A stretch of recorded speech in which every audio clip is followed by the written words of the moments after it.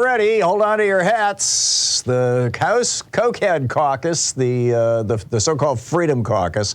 This is like, you know, the Tea Party redux, right? I know there were these AstroTurf groups that the Koch network and other right-wing billionaires fund, seemingly without limit.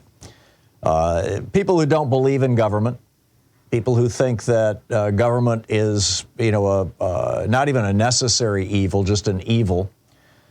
Who believe that billionaires should not be taxed, corporations should not be taxed, regulation should not exist, regulatory agencies shouldn't exist. They'd just like to see our government go away, and probably you and me with it. End Social Security, end Medicare, end Medicaid. I mean, you know, there's no limit to these guys. Well, the House Freedom Caucus has now laid out a set of demands that are just crazy. I mean, these are not things that anybody's going to go along with. They want Congress to defund Jack Smith. They want Congress to pass. They want the Senate to pass an immigration bill that they passed back in May, which is just like extreme radical Fortress America stuff.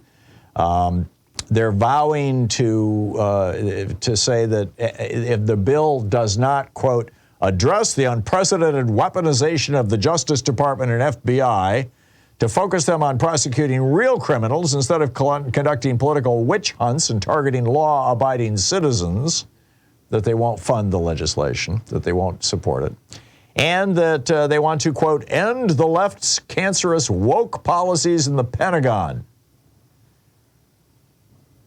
You know, I'm assuming that means things like, you know, racial sensitivity training for people who come into the military who, you know, grew up entirely in white communities and have never had to interact with people who aren't like them. Or maybe they're talking about the military paying for transportation to places where abortion is legal if women in the military need an abortion. You know, woke means a lot of things to a lot of people, but mostly woke means, you know, anything that might oppose white supremacy or grant rights to women or gays or, you know, lesbians, trans people, etc. So, bottom line, they're threatening to shut the government down. Now this is going to, first of all, if they do that, you know, we've seen this rodeo before, right? We've been to this rodeo before.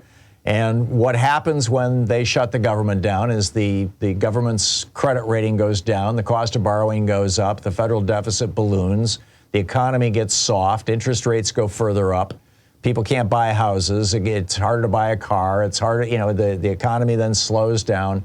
And, you know, the consequence of the whole thing is that typically we slide into a recession or something very much like a recession that lasts for about a year to a year and a half. And what's coming up in a year and a half? Oh, yeah, that's right, the 2024 elections. You know, these guys are so transparent, right? They're so friggin' transparent. But they are convinced they're going to pull it off. So the bottom line here, I think the real story that's not so much being told. I mean, there's a bunch of news outlets talking about, you know, the Freedom Caucus's demands and what are they going to do? And oh, my God.